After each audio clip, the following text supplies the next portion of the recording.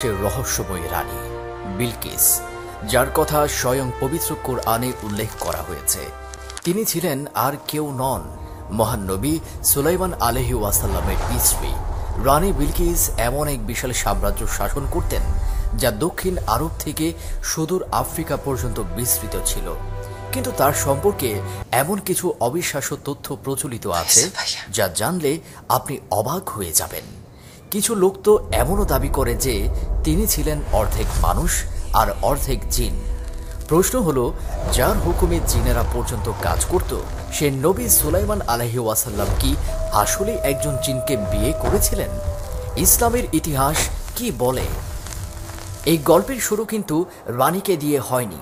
এর শুরু হয়েছিল হুদহুদ নামের ছোট্ট একটি পাখিকে দিয়ে। এক ছোট্ট পাখি যে মানুষের কথা বুঝতে পারত আর বয়ে আনত দূর দূরান্তের সব অদ্ভুত খবর। আর এই ছোট্ট পাখিটি সাহায্য করেছিল এমন একজন রানীকে মুসলিম হতে, যিনি একসময় সূর্যের উপাসনা করতেন। আর এভাবেই বদলে গিয়েছিল ইতিহাসের গতিপথ। আজকের ভিডিওতে আমরা আলোচনা করব এই রোমাঞ্চকর ঘটনাটি। আমাদের চ্যানেলটি সাবস্ক্রাইব করতে ভুলবেন না, কারণ এমন আরও গভীর ও অজানা সব গল্প আপনার জন্য অপেক্ষা করছে। শুরু করা যাক। সৈন্যরা সবাই সমবেত হয়েছে, অপেক্ষা করছে তাদের নেতা নবী সুলাইমান আলাইহি ওয়াসাল্লাম। ইতিহাসের অন্যতম বিস্ময়কর এক সেনাবাহিনী যা গঠিত হয়েছিল মানুষ, জিন, পাখি এবং অন্যান্য নানান প্রাণীদের নিয়ে। এমনকি বাতাসও নবী সুলাইমানকে ঠিক সেখানে বহন করে নিয়ে যেত যেখানে তিনি যেতে চাইতেন। মানব বাহিনীর মধ্যে ছিল পদাতিক এবং অশ্বারোহী সৈন্য, আর জিন যোদ্ধারা যাদেরকে মানুষেরা দেখতে পেত না। এই ব্যাপারটা সেনাবাহিনীকে সত্যি ভয়ঙ্কর করে তুলেছিল। শত্রুপক্ষ এর অনেক সদস্যকেই দেখতে পায় না। নবী সুলাইমান আলাইহি ওয়াসাল্লাম সেনাবাহিনীর এমনই এক সদস্য ছিল হুপু পাখি, যা আসলে হুদহুদ নামে পরিচিত ছিল। তার উপর ছিল এক বিশেষ দায়িত্ব, গোয়েন্দা তথ্য সংগ্রহ। হুদহুদের কাজ ছিল বহুদূরে উড়ে গিয়ে এবং সেনাবাহিনীর জন্য গুপ্তচরের কাজ করা। সে শত্রুদের উপর সতর্ক নজর রাখত, তাদের বিষয়ে সমস্ত তথ্য সংগ্রহ করত এবং তারপর ফিরে এসে ঠিক যা দেখেছে তার খবর দিত। সেনাবাহিনীতে হুদহুদের এই ভূমিকাটি ছিল অত্যন্ত সংবেদনশীল এবং খুবই গুরুত্বপূর্ণ। যে মুহূর্তে সেনাবাহিনীর সমবেত হল, অনেক প্রাণী লক্ষ্য করল হুদহুদ সেখানে নেই। তারা নিজেদের মধ্যে ফিসফিস করে বলতে লাগলো, সর্বাধিনায়ক তো শীঘ্রই এসে পড়বেন, আর তিনি এসে দেখবেন যে হুদহুদ এখানে নেই। যখন নবী সুলাইমান অবশেষে সেনাবাহিনীর কাছাকাছি এলেন এবং লক্ষ্য করলেন হুদহুদ উপস্থিত নেই। কিন্তু হুদহুদ তখন কোথায়? আসলে হুদহুদ সেই সময়ে ছিল সাবার রানীর দেশে। সে এক দীর্ঘ পথ পাড়ি দিয়েছিল খুব গুরুত্বপূর্ণ খবরের জন্য। শহরের ঠিক উপরে একটা উঁচু গাছের চূড়ায় গিয়ে সে বসল।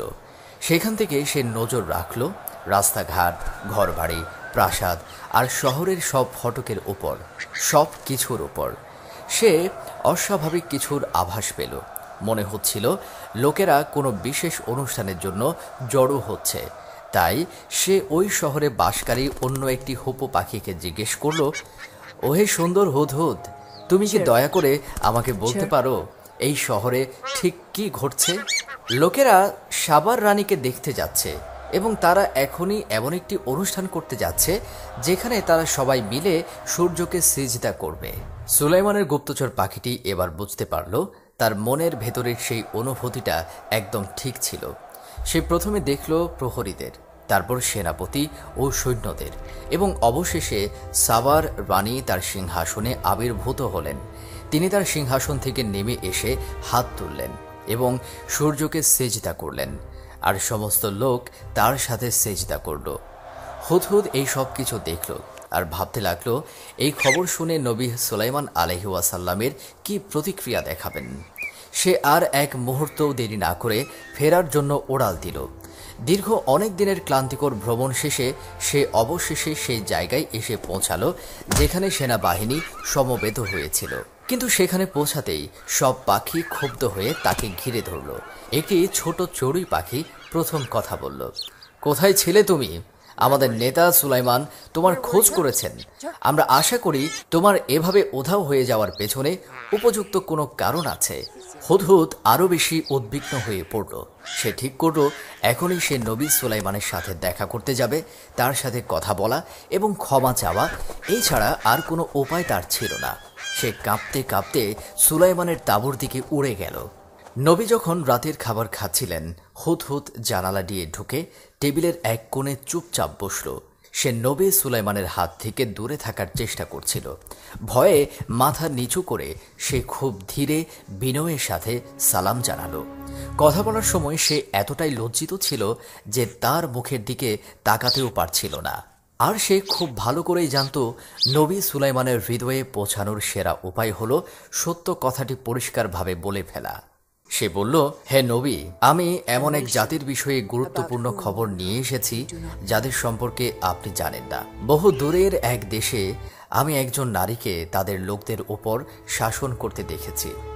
তিনি এক বিশাল সিংহাসনে বসেন, কিন্তু আমি তাকে এবং তার লোকদের দেখেছি আল্লাহর পরিবর্তে সূর্যকে সিজদা করতে। শয়তান তাদের এই কাজগুলোকে তাদের চোখে সুন্দর করেছে। এই কথাগুলো ছিল খুবই জোরালো। হুদহুদ বোঝাতে চাইল যে তার দেরি করার পেছনে এক যথার্থ কারণ ছিল। সে এক গুরুত্বপূর্ণ অভিযানে গিয়েছিল। নবী সুলাইমান জবাব দিলেন, অবশ্যই, তুমি যা বলছো তা সত্য কিনা তা আমাদের যাচাই করে দেখতে হবে। আমি একটি চিঠি লিখব, তুমি সেই চিঠিটি তাদের কাছে নিয়ে যাবে এবং তারপর অপেক্ষা করে দেখবে তারা কি প্রতিক্রিয়া জানায়। হুদহুদ সেই মহারাঙ্কিত চিঠিটি নিল এবং দ্রুত সাবার দিকে উড়ে গেল। সেখানে পৌঁছে সে এক রাজপ্রাসাদের বাগানের একটি গাছে নামল আর রানীর কক্ষ খুঁজতে লাগলো। সে একটি বড় ঘর দেখতে পেল যার সাথে একটি বিশাল বারান্দা ছিল, আর তা দেখে বুঝল ওটাই নিশ্চয়ই রানীর কক্ষ। চিঠিটি ঠোঁটে চেপে ধরে সে খোলা জানালার দিকে উড়ে গেল এবং ভেতরে প্রবেশ করল। সে ঠিক করল ছাদের একটি কারুকার্যের আড়ালেই সে লুকিয়ে থাকবে। যখন সে সেখান থেকে তাকালো, দেখল রানী তার বিছানায় ঘুমিয়ে আছেন। তার চুলগুলো বালিশের উপর ছড়িয়ে আছে। তার মুখখানি ছিল অপরূপ সুন্দর। তার রূপ দেখতে দেখতে হুদহুদের মনে রানীর জন্য দুঃখ হলো। সে ভাবল, এত সৌন্দর্য, এত সম্পদ আর এত ক্ষমতা থাকার পরও কেন একজন মানুষ সূর্যের উপাসনা করবে? শয়তান নিশ্চয়ই তাদের ধোঁকা দিয়েছে। সেই তাদের আল্লাহকে বাদ দিয়ে অন্য কিছুর উপাসনা করতে শিখিয়েছে। তারপর সে ভাবল, যদি সুলাইমানের সেনাবাহিনী সাবার লোকদের সাথে যুদ্ধ করে তবে এর ফলাফল সুস্পষ্ট। হ্যাঁ, রানী শক্তিশালী ঠিকই, কিন্তু তিনি নবীর সেনাবাহিনীকে হারাতে পারবেন না। তার সৈন্যরা খুব সহজেই এই রাজ্য দখল করে নেবে।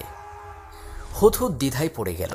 চিঠিটা কি এখনই ফেলে দেব, নাকি তার পুরোপুরি জেগে ওঠা পর্যন্ত অপেক্ষা করব? চিঠিতে কি লেখা আছে তা সে জানত না। সে যখন এই কথা ভাবছিল, ঠিক তখনই চিঠিটা হঠাৎ তার ঠোঁট থেকে ফসকে রানীর বিছানার উপর পড়ে গেল। রানী চোখ খুলে তার সামনে একটি চিঠি দেখতে পেলেন।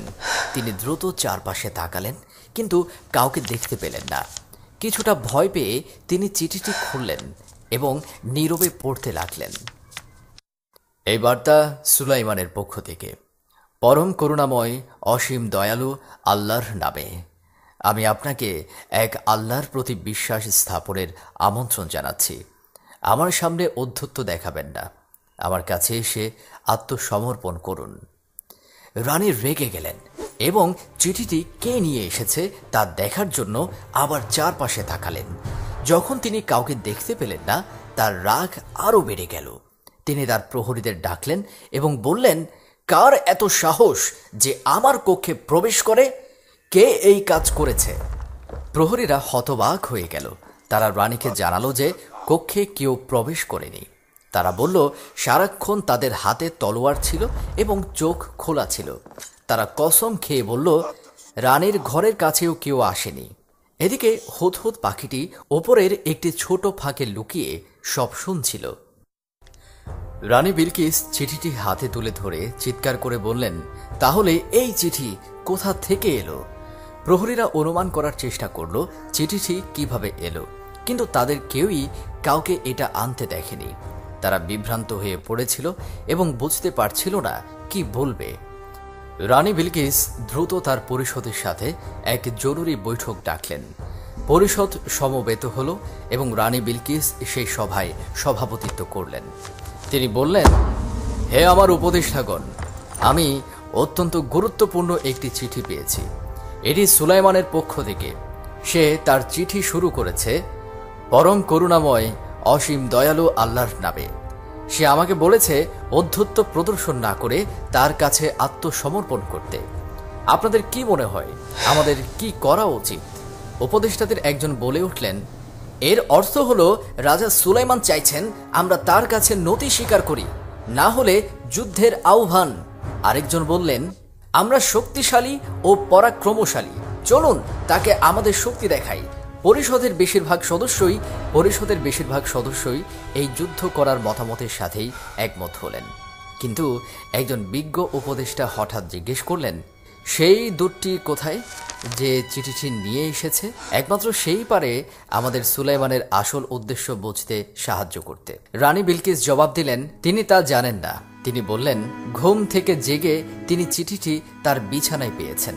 সে বিজ্ঞ উপদেষ্টা আবার বললেন, ব্যাপারটা কিছুটা ভয়ের। আমার পরামর্শ হলো আমাদের অপেক্ষা করা উচিত। সুলাইমান যদি কোনো দূত ছাড়াই এমন অদ্ভুত এবং শক্তিশালী উপায়ে চিঠি পাঠাতে পারেন, তবে কে জানে তিনি যুদ্ধে আসলে কতটা শক্তিধর। তাই আমাদের অপেক্ষা করে পরিস্থিতি বোঝার চেষ্টা করা। তখন রানী বিলকিস বলেন, রাজারা যখন কোনো জনপদে আক্রমণ করে তারা সব কিছু ধ্বংস করে দেয় এবং সেখানকার সম্মানিত লোকদের হীনবল করে ফেলে। আমার আশঙ্কা হচ্ছে আমাদের সাথেও এমন কিছু ঘটতে পারে।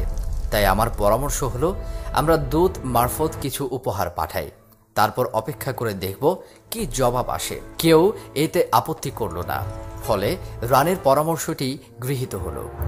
আর সেই হুদহুদ পাখিটি পুরো কথোপকথনটি শুনেছিল। সভা শেষ হওয়া মাত্রই সে উড়ে চলে গেল। রানীর রাজ্যে ঘোষণা করা হলো সোনা জহরত দিয়ে এক বিশেষ উপহার তৈরি করতে হবে। মূল্য যাই হোক না কেন, উপহারটি হতে হবে অসামান্য। তারা রানীকে বললেন, সুলাইমান একজন শক্তিশালী এবং ভয়ঙ্কর মানুষ। কেবল খুব মূল্যবান উপহারই হয়তো তাকে সন্তুষ্ট করতে পারবে। তাদের ভবিষ্যৎ এখন তার দয়ার উপরেই নির্ভর করছে। রাজ্যের সেরা শিল্পীরা দিনরাত এক করে সেই বিশেষ উপহারটি তৈরি করতে লেগে গেল। ব্যবহার করা হলো বহু মূল্যবান উপকরণ। অবশেষে উপহারটি প্রস্তুত হলো। এটি ছিল একটি সোনার ট্রে, যার দুপাশে ছিল সোনা ও জহরত দিয়ে তৈরি দুটি নেকড়ের প্রতিকৃতি। রানী বিলকিস যখন এই সুন্দর ও ব্যয়বহুল উপহারটি দেখলেন, তিনি সন্তুষ্ট হয়ে গেলেন। তিনি তার দূতদের প্রস্তুত হতে বললেন এবং উপহারটি সুলাইমানের কাছে নিয়ে যাবার নির্দেশ দিলেন। তবে সেই সাথে তিনি তার একজন সেনাপতিকেও পাঠালেন সুলাইমানের সামরিক শক্তি সম্পর্কে গোপন তথ্য জোগাড় করতে।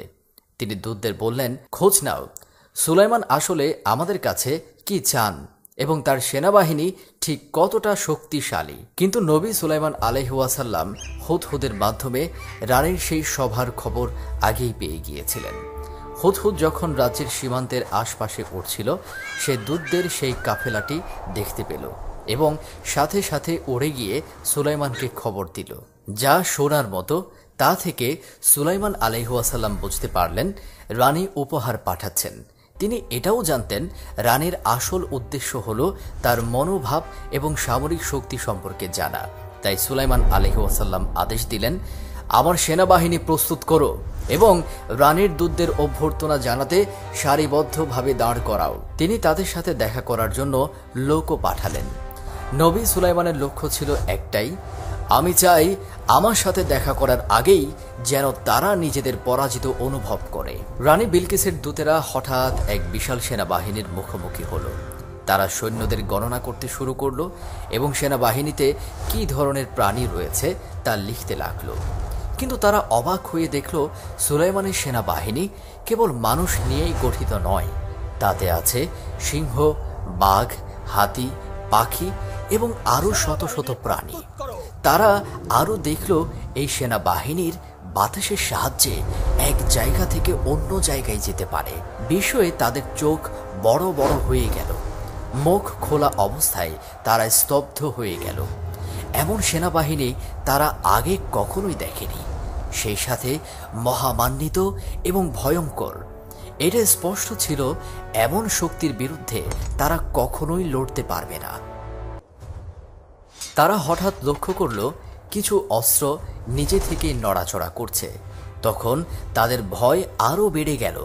তারা একে অপরের দিকে তাকিয়ে আতঙ্কিত হয়ে জিজ্ঞেস করল, এসব কি? যে কর্মকর্তা তাদের চারপাশ ঘুরিয়ে দেখাচ্ছিলেন তিনি শান্তভাবে জবাব দিলেন, ওরা হলো জিন সৈন্যদের একটি ছোট দল, যারা তাদের সকালের প্রশিক্ষণ সারছে। দূতেরা হতবাক হয়ে গেল এবং নবী সুলাইমানের সাথে দেখা করার জন্য আরও বেশি উদ্গ্রীব হয়ে উঠল। কিন্তু নবী সুলাইমান তাদের সাথে সরাসরি দেখা করতে অস্বীকার করলেন। পরিবর্তে তিনি তার একজন সেনাপতিকে তাদের সাথে কথা বলার জন্য পাঠালেন। সেই কর্মকর্তা তাদের সুলাইমানের প্রাসাদে মধ্যাহ্নভোজের আমন্ত্রণ জানালেন।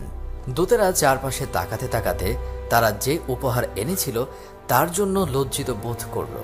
সুলাইমানের রাজ্যের শান, শৌকত আর শক্তির তুলনায় তাদের উপহারগুলো খুবই তুচ্ছ এবং নগণ্য মনে হচ্ছিল।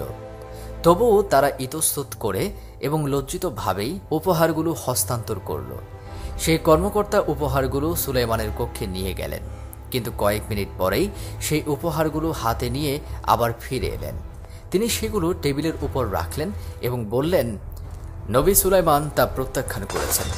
তারপর তিনি সুলাইমানের বার্তাটি পৌঁছে দিলেন, তোমরা কি ভেবেছ সম্পদ নিয়ে আমাকে মুগ্ধ করবে? আল্লাহ আমাকে যা দিয়েছেন তা তিনি তোমাদের যা দিয়েছেন তার চেয়ে অনেক উত্তম। তোমাদের উপহার ফিরিয়ে নিয়ে যাও। আমি যদি এমন এক বাহিনী নিয়ে তোমাদের কাছে আসি যা তোমরা কল্পনাও করতে পারবে না, তবে আমি তোমাদের অপমানিত করে তোমাদের শহর থেকে বিতাড়িত করব। দূতেরা ভয় পেয়ে গেল। তাদের মধ্যে একজন সেই কর্মকর্তাকে জিজ্ঞেস করল, সুলাইমান আমাদের কাছে ঠিক কি চান?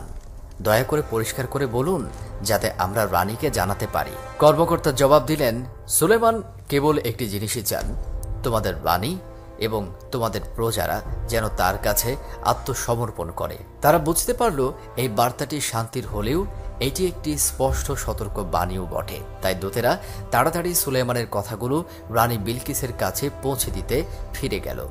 দূতেরা যখন এসে পৌঁছালো তখন রানী ঘুমিয়েছিলেন, কিন্তু তিনি তার দাসীদের কড়া নির্দেশ দিয়ে রেখেছিলেন দূতেরা এলেই যেন তাকে সাথে সাথে জাগিয়ে দেওয়া হয়। বিরক্ত করতে না চাইলেও তাকে জাগিয়ে তুলল। রানী বিলকিস চোখ খুলেই দূতদের সাথে দেখা করলেন। তিনি জিজ্ঞেস করলেন, তোমরা যখন তাকে উপহার দিলে সুলাইমান কি বলে? কিন্তু দূতেরা ব্যাখ্যা করে বলল, সুলাইমান তাদের সাথে দেখা করেইনি। তার একজন সেনাপতি উপহারটি গ্রহণ করে তার কাছে নিয়ে গিয়েছিলেন, কিন্তু দুঃখের বিষয় সুলাইমান সেই উপহার প্রত্যাখ্যান করেছেন। তিনি ওটা আমাদের কাছে ফেরত পাঠিয়ে দিয়েছেন। সুলাইমানের পাঠানো সম্পূর্ণ বার্তাও রানীকে জানালো। এই কথা শুনে রানী মাথা নিচু করে ভাবতে লাগলেন, সুলাইমান তার উপহার বা দূত কাউকেই গ্রহণ করেননি। তিনি বুঝতে পারলেন সুলাইমান কেবল একটি জিনিসই গ্রহণ করবেন, আর তা হলো তার আত্মসমর্পণ। দূতেরা সুলাইমানের সেনাবাহিনীর ভয়াবহ শক্তির বর্ণনা দিল। রানী যখন শুনলেন যে তার সেনাবাহিনীতে পশু এবং জিনও রয়েছে, তিনি উপলব্ধি করলেন পরিস্থিতি ঠিক কতটা গুরুতর। যদি তিনি যুদ্ধ করার সিদ্ধান্ত নেন, এর অর্থ হতে পারে তিনি তার সর্বস্ব হারাবেন।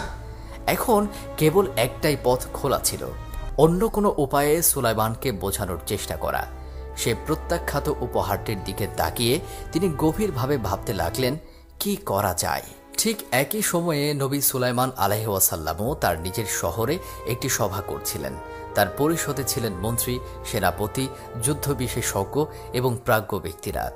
দুটি সিংহ প্রহরী হিসেবে সভার নিরাপত্তার জন্যই পাশে দাঁড়িয়েছিল, আর সেই হুদহুদ পাখিটিও সেখানে ছিল। নবী সুলাইমান আলাইহিস ওয়াসাল্লাম যখন সভা শুরু করলেন, আমি আল্লাহর প্রশংসা করি সেই সমস্ত সম্পদ ও ক্ষমতার জন্য যা তিনি আমাদের দিয়েছেন। যদিও তিনি ভেতরে ভেতরে খুব রেগে ছিলেন, কিন্তু বাইরে তিনি সেই রাগ প্রকাশ করলেন না। তিনি বলতে থাকলেন, এটা কি করে সম্ভব?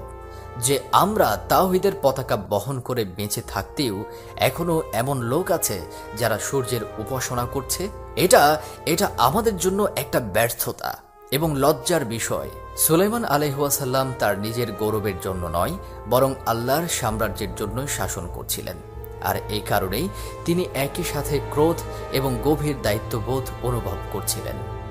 ঠিক তখনই সেনাপতি তার তলোয়ার হাতে নিয়ে উঠে দাঁড়ালেন এবং বললেন, আপনি শুধু আদেশ দিন, আমি সাবার রানীর সিংহাসন এবং আল্লাহর অস্বীকারী তার লোকদের ধ্বংস করে দেব। কিন্তু নবী সুলাইমান জবাব দিলেন, আমি সহিংসতা পছন্দ করি না, আমাদের অবশ্যই অন্য পথ খুঁজে বের করতে হবে। আমি আশা করি রানী আমার সাথে দেখা করতে এখানেই আসবেন, কিন্তু তিনি আসার আগেই তোমাদের মধ্যে কে আছো যে তার সিংহাসনটি এখানে নিয়ে আসতে পারবে? জিনদের মধ্য থেকে একজন বলে উঠল, আপনি আপনার এই আসন থেকে ওঠার আগেই আমি তা এনে দিতে পারি। আপনি তো জানেন আমি কতটা শক্তিশালী। কিন্তু এরপর একজন জ্ঞানী ব্যক্তি, যাকে আল্লাহর পক্ষ থেকে বিশেষ জ্ঞান দেওয়া হয়েছিল, তিনি বলে উঠলেন, আমি চোখের পলক ফেলার আগেই তা আপনার কাছে এনে দিতে পারি। নবী সুলাইমান আলাইহিসসালাম এই প্রস্তাব গ্রহণ করার সাথে সাথেই রানী বিলকিসের সিংহাসনটি হঠাৎ তার সামনে আবির্ভূত হলো। এটা ছিল টেলিপোর্টেশনের মতো, এমন কিছু যা কোনো মানুষ আগে কখনোই করেনি। সবাই হতবাক। সিংহাসনটি ছিল বিশাল এবং রাজকীয়। সবাই সেটার দিকে তাকিয়ে গভীর ভাবনায় ডুবে গেল। এমনকি হুদহুদও সেখানে ছিল, যা ঘটল তা বোঝার চেষ্টা করছিল। ওদিকে সাবার শহরে রাজকীয় পরিষদ ও যুদ্ধ পরিষদ উভয়ই একত্রিত হয়েছিল। রানী বিলকিস সভার সভাপতিত্ব করছিলেন। ঘরের প্রত্যেকের চেহারা ফ্যাকাশে আর আতঙ্কিত। রানী ক্লান্ত সুরে বললেন, আজ আমরা এক ভীষণ কঠিন পরিস্থিতির মুখোমুখি। সুলাইমান চাইছেন আমরা তার কাছে আত্মসমর্পণ করি। তিনি আমাদের শক্তি ধ্বংস করে দেওয়ার হুমকি দিচ্ছেন। আমি আপনাদের কাছে এর সমাধান চাইছি। উপদেষ্টারা একমত হলেন। স্বয়ং রানীকেই সুলাইমানের কাছে যেতে বললেন এবং তাকে আরো বড়, আরো দামি উপহার দিতে বললেন। হয়তো এতে শান্তি আসতে পারে। কিন্তু তারা এটাও বললেন, যদি তিনি এই উপহারগুলো প্রত্যাখ্যান করেন, তবে যুদ্ধই হবে আমাদের একমাত্র পথ। আর এই যুদ্ধ হয়তো আমাদের ইতিহাস থেকে মুছে ফেলবে। সবাই রানী বিলকিসকেই তাদের শেষ ভরসা হিসেবে দেখছিল। তাই রানী ঝুঁকি নেওয়ার সিদ্ধান্ত নিলেন। শরীরে সুলাইমানের প্রাসাদে যাবেন। প্রস্তুতি শুরু হলো। তার জন্য নতুন আরো সুন্দর এবং দামি উপহারের পরিকল্পনা করা হলো। নবী সুলাইমান আলাইহিসসালাম জানতেন, ক্ষমতা এবং অগ্রগতি সম্পর্কে রানীর এক মস্ত বড় ভুল ধারণা ছিল। রানী তার দেশের শিল্প ও প্রযুক্তি নিয়ে অনেক গর্বিত ছিলেন। কিন্তু সুলাইমান আলাইহিসসালাম তাকে একটি গুরুত্বপূর্ণ সত্য শেখাতে চেয়েছিলেন। প্রকৃত মাহাত্ম্য এবং সত্যিকারের অগ্রগতি কেবল তাওহীদের পতাকা তলেই আসে, অর্থাৎ আল্লাহর একাত্মবাদে বিশ্বাসের মাধ্যমে। আল্লাহর প্রতি বিশ্বাস ছাড়া যে কোনো ব্যবস্থাই একদিন ভেঙে পড়বে। কি হবে যদি আপনি দুনিয়াও হারিয়ে আল্লাহকে পান? আপনি বিজয়ী। কিন্তু যদি আপনি পুরো দুনিয়া পেয়েও আল্লাহকে হারান, তাতে কি লাভ? নবী সাল্লাল্লাহু আলাইহি ওয়াসাল্লাম একজন প্রজ্ঞাবান নবী হিসেবে কেবল তার সিংহাসনটি আনলেন না, বরং এর নকশা পরিবর্তন করারও আদেশ দিলেন। যখন নবী সুলাইমান আলাইহি ওয়াসাল্লাম সিংহাসনের উপর সেই সূর্যের প্রতীকটি দেখলেন, তিনি বললেন, কি বোকার মতো কাজ যে কেউ সূর্যের উপাসনা করতে পারে। সূর্য যদি সোনারও হতো, তবু তাকে সিজদা করাটা একটা অর্থহীন কাজ। তিনি সিংহাসনের কিছু অংশ পরিবর্তন করার নির্দেশ দিলেন। তার নির্দেশনা অনুযায়ী সিংহাসনের নকশা বদলানোর কাজ শুরু হলো। ঠিক একই সময়ে রানী বিলকিস তার প্রস্তুতি শেষ করছিলেন। তিনি তার সাথে ভ্রমণের জন্য এক বিশাল কাফেলা প্রস্তুত করার নির্দেশ দিলেন।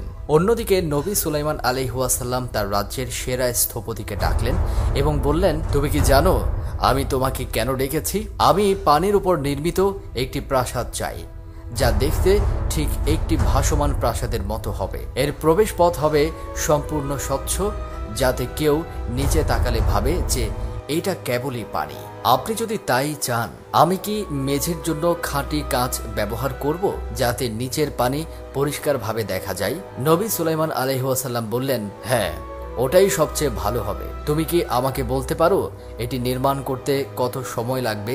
স্থপতি উত্তর দিলেন, আপনি যদি জিনদের সাহায্য করার অনুমতি দেন, তবে এটি মাত্র 2 সপ্তাহের মধ্যেই শেষ হয়ে যাবে। আর যদি মানুষ এটি তৈরি করে, তবে অনেক অনেক বেশি সময় লাগবে।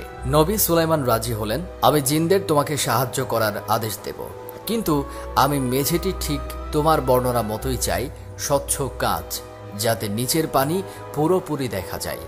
স্থপতি তখন জিজ্ঞেস করলেন, ছাদ বা দেয়ালের জন্য আপনার আর কোনো নির্দেশনা আছে কি? সুলাইমান আলাইহিস ওয়াসাল্লাম উত্তর দিলেন, তোমার কি মনে হয়? স্থপতি বললেন, আমার মনে হয় ছাদটিও কাঁচের তৈরি হওয়া উচিত, তাতে সূর্যের আলো পানিতে প্রতিফলিত হয়ে এক অপরূপ দৃশ্যের সৃষ্টি করবে। নবী সুলাইমান আলাইহিস ওয়াসাল্লাম এই ধারণায় সন্তুষ্ট হলেন এবং স্থপতিকে অবিলম্বে কাজ শুরু করার নির্দেশ দিলেন। স্থপতি প্রাসাদ নির্মাণ কাজ শুরু করলেন।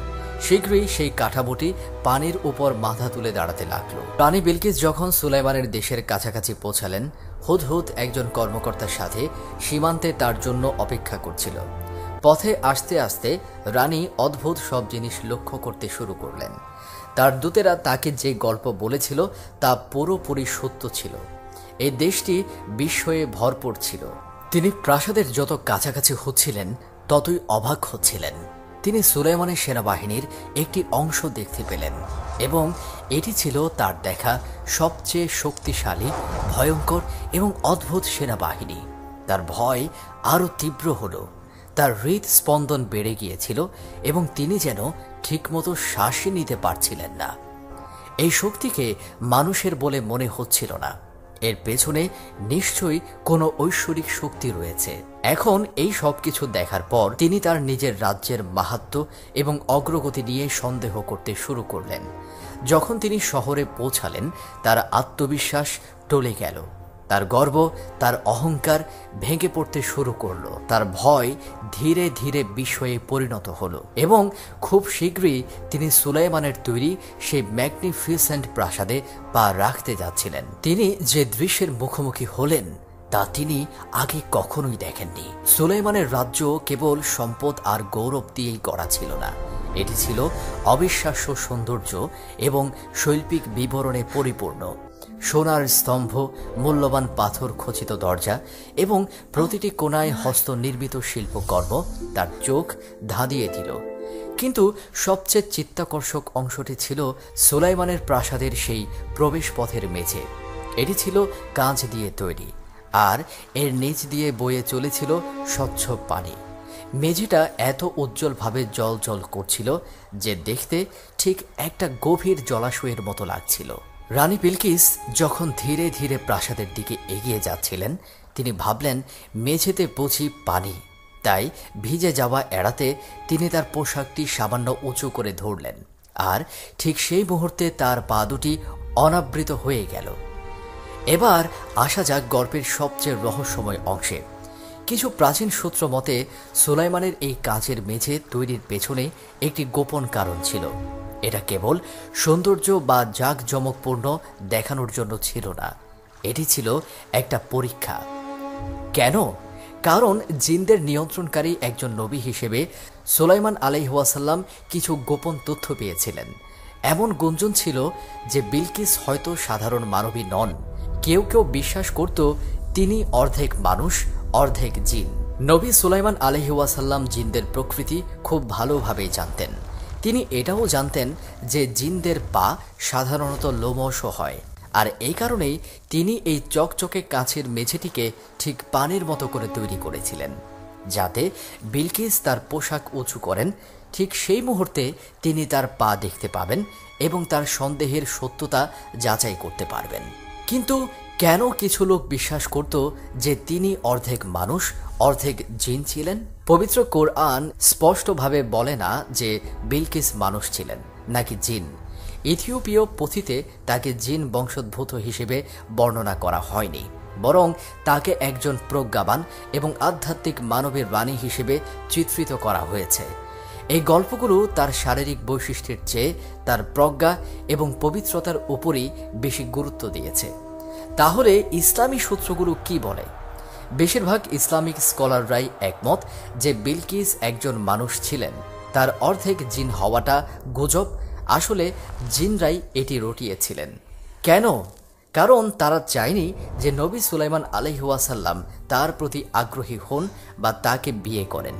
জিনরা ভয় পেত যে যদি সুলাইমানের কোনো পুত্র সন্তান হয় তবে সেই সন্তানও তার বাবার মতো শাসন করবে এবং সুলাইমানের জানা গোপন বিদ্যার জোরে তাদের আবার দাসত্ব করতে বাধ্য করবে।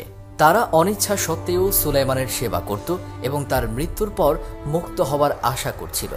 কিন্তু তার ছেলে যদি শাসন করে তারা আবার আটকা পড়বে। আর বেশিরভাগ জিনই মিথ্যাবাদী হিসেবে পরিচিত, কেবল সুলাইমানের সময়ে নয় বরং সর্বকালেই। নবী সুলাইমান আলাইহিস সালাম তা ভালোভাবেই জানতেন, আর এ কারণে তিনি নিশ্চিত হওয়ার জন্য এই সব ব্যবস্থা করেছিলেন। এবং যখন তিনি বিলকিসের পা দেখলেন এবং দেখলেন যে সেগুলো সাধারণ মানুষের পায়ের মতোই, তখন তার সন্দেহ দূর হয়ে গেল। তিনি যখন কাঁচের মেঝে পার হয়ে এলেন, সুলাইমান আলাইহিস সালাম নিশ্চিত হলেন যে তিনি একজন মানুষ। এরপর তিনি তাকে সিংহাসনটি দেখালেন। রানী বিলকিস অত্যন্ত অবাক হলেন। নবী সুলাইমান তাকে জিজ্ঞেস করলেন, এটি কি তোমার সিংহাসন? বিলকিস খুব মনোযোগ দিয়ে দেখলেন। তিনি কি বলবেন বুঝতে পারছিলেন না। এটা দেখতে হুবহু তার সিংহাসনের মতোই, কিন্তু এর মধ্যে কিছু একটা পরিবর্তন করা হয়েছে। সিংহাসনের নিচে নবী সুলাইমান একটি বার্তা রেখে দিয়েছিলেন, আমরা তাদেরই অন্তর্ভুক্ত যারা আল্লাহর কাছে আত্মসমর্পণ করে। বিলকিস যখন আরো ভালোভাবে লক্ষ্য করলেন, তিনি বুঝতে পারলেন এটা সত্যি তার নিজের সিংহাসন। কোনোভাবেই তিনি পৌঁছানোর আগেই এটাকে তার প্রাসাদ থেকে নিয়ে আসা হয়েছে এবং এটাকে পরিবর্তনও করা হয়েছে। এটা ছিল নবী সুলাইমান আলাইহিস সালাম আল্লাহ যে ক্ষমতা দিয়েছিলেন তারই আরেকটি প্রমাণ। রানী বিলকিস গভীর চিন্তায় ডুবে গেলেন। তিনি যত ভাবছিলেন ততই উপলব্ধি করছিলেন নবী সুলাইমানের প্রজ্ঞা ও যুক্তির তুলনায় তার লোকদের বিশ্বাস কতটা দুর্বল এবং মূর্খতাপূর্ণ ছিল।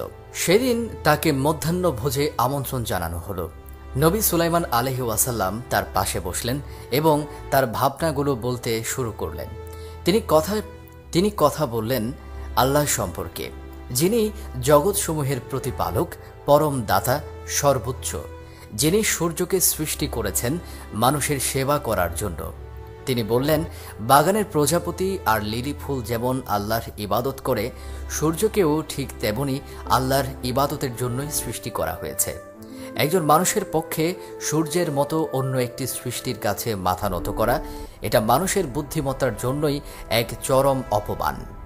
ঠিক তখনই রানী বিলকিস বুঝতে পারলেন তারা যে সূর্যের উপাসনা করত তা শয়তানের পাতা একটি সুন্দর ভাঁজ ছাড়া আর কিছুই নয়। প্রথমবারের মতো তার হৃদয়ে সূর্যের উজ্জ্বলতা ফ্যাকাশে হয়ে গেল এবং এক নতুন আলো যা কখনোই অস্ত যায় না তার ভেতরে জল জল করতে শুরু করল। ঠিক সেই মুহূর্তে তার উপদেষ্টারা এসে বললেন, কিছুক্ষণের মধ্যে সূর্য ডুবে যাবে, এখন সূর্যকে আমাদের প্রতিদিনের সিজদা করার সময় হয়েছে। কিন্তু রানী উঠে দাঁড়ালেন এবং বললেন, হেই বোকার দল, তোমরা এখনো বিশ্বাস করো যে সূর্য উপাসনার যোগ্য? শয়তান আমাদের এই পুরো বিশ্বাস ব্যবস্থাকেই আমাদের চোখে সুন্দর করে সাজিয়ে দিয়েছিল। কি ঘটতে পারে সেই ভয়ে উপদেষ্টারা ভীত হয়ে পড়ল এবং দ্রুত সেখান থেকে চলে গেল। আর প্রথমবারের মতো রানী তার হৃদয়ের গভীরে উষ্ণ এবং সুন্দর কিছুর স্পন্দন অনুভব করলেন। রানী বিলকিস উপলব্ধি করলেন ইসলামে তার বিশ্বাস ঘোষণা করার সময় এসেছে। গভীর আবেগের সাথে তিনি স্বীকার করলেন যে তিনি এতদিন নিজেকেই ধোঁকা দিয়ে আসছিলেন এবং তিনি মুসলিম হয়ে গেলেন। এর কিছুদিন পরেই সাবার লোকেরাও তাদের রানীকে অনুসরণ করল। তারা সূর্যের উপাসনা ত্যাগ করল এবং কেবল এক আল্লাহর কাছে সিজদা করতে শুরু করল। আর এই সব কিছুর শুরু হয়েছিল ছোট্ট হুদহুদ পাখিটির সেই দিনের অনুভব থেকে। আমাদের পবিত্র গ্রন্থ কোরআন আল কারিমে বর্ণিত এই গল্পটি এই সত্যটি মনে করিয়ে দেয় যে প্রকৃত জ্ঞান আল্লাহর পক্ষ থেকে এক মহান দান, যার জন্য কৃতজ্ঞতা প্রকাশ করা আবশ্যক। যদি এই ভিডিওটি আপনার ভালো লেগে থাকে তবে দয়া করে লাইক, কমেন্ট এবং আমাদের চ্যানেলটি সাবস্ক্রাইব করুন। আপনার সমর্থনই আমাদের আরও বেশি মানুষের কাছে পৌঁছাতে এবং এই সুন্দর গল্পগুলো ভাগ করে নিতে সাহায্য করবে। পরবর্তী ভিডিওতে আপনার সাথে আবারও দেখা হবে ইনশাআল্লাহ।